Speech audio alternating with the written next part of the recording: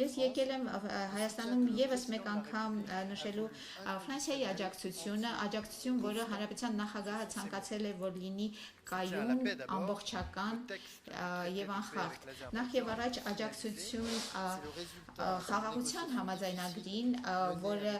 դժվարին բանակցությունների միջոցով ի վերջո եկել է համաձայնության եւ ցանկանում եմ այստեղ ողջունել նաեւ վարչապետ Փաշինյանի համարձակությունը, ինչպես իմ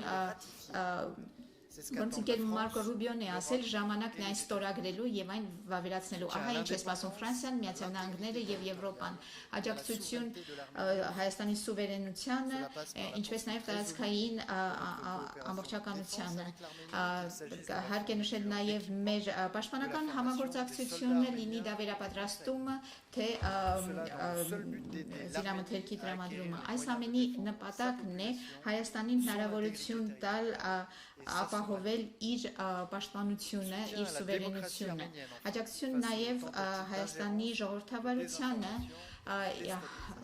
ընդդեմ ապակայունացման այս նաև մեր նպատակն է Հայաստանին աջակցել իր դեմոկրատական մոդելը ամրապնդելու համար։